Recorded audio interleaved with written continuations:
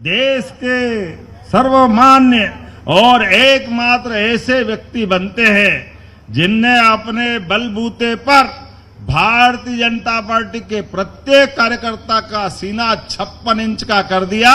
अपने बलबूते पर देश के अंदर सरकार देने का काम किया है। ये है भारतीय जनता पार्टी के कार्यकर्ताओं की मेहनत। वो सारे गठबंधन का पूरा युग 15 साल से लगातार चल रहा था और मैं माननीय अटल बिहारी वाजपेयी जी को भी स्मरण करना चाहूंगा, जिनके नेतृत्व में हमने जो कहा वो कहा करके दिखाया। प्रधानमंत्री ग्रामीण सड़क योजना, परमाणु शक्ति संपन्न होने का भाव, 24 दलों को मिलाकर के सरकार चलाने का एक अलग प्रकार का अनुभव। ऐसे में ये सब लोकतंत्र को गौरवान्वित करने वाले घटनाक्रम थे। लेकिन उसी सिलसिले में देश के दुश्मन अगर आतंकवादी रूप में देश के अंदर बम फोड़ते हैं तो माननीय मोदी जी के नेतृत्व में तीसरा देश भारत बना जो अपने दुश्मन को उनके देश में घुस करके मारता है, जो हमारे अपने देश के अंदर कष्ट देते। हमें इस बात की प्रसन्नता भी है और माननीय मोदी जी के माध्यम से एक नहीं दो नहीं, हमारे लिए वो धुरंधर 2 का समय चल रहा है, लेकिन धुरंधर 1 का टाइम भी याद आता है। हमको मालूम है नकली नोट छाप छाप करके पाकिस्तान परेशान करता था। पाकिस्तान को भी क्या ठिकाने लगाया। जोरदार अभिनंदन करो। ये अब असली धुरंधर का जमाना है। ऐसा एहसास होता है अपनी परेशानियों का समाधान अपने पास ही है। हमारे लिए समर्थ नेतृत्व जब होता है, सामर्थ्यशाली व्यक्तित्व जब होता है तो सारे उलझे सुलझे प्रश्नों का उत्तर देते हैं। इसी बात का तो आनंद है। तभी तो विक्रमादित्य बनारस में जाकर भी अपने इस धर्म की जय जयकार करते और एहसास करते हैं कि विश्वनाथ का धाम हो, बाबा महाकाल का धाम हो, अयोध्या में भगवान श्री राम हो। जय जय श्री राम।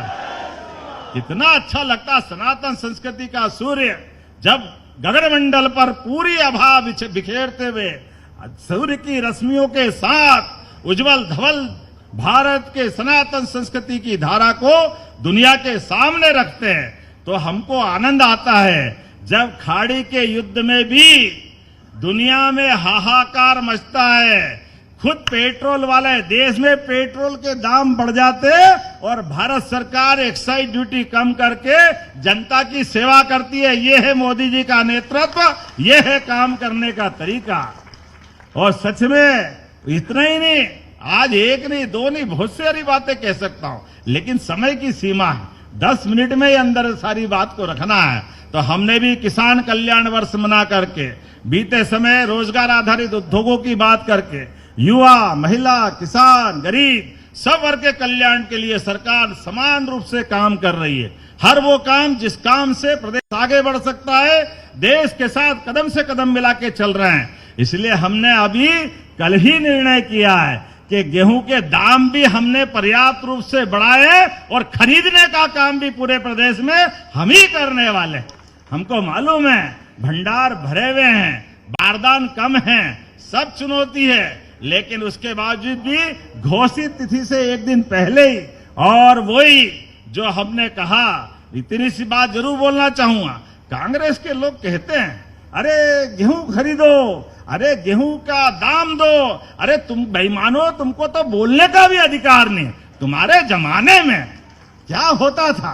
1956 में जो 100 रुपए क्विंटल गेहूं मिलता था, 55 साल तुम्हारी सरकार रही, लेकिन केवल 400 रुपए। और अब 2002-03 तक इसी प्रदेश में बिजली नहीं, पानी नहीं, कोई ठिकाना नहीं। इस सीजन में तो लोग डीजल की टंकी ले लेके दौड़ते थे, तब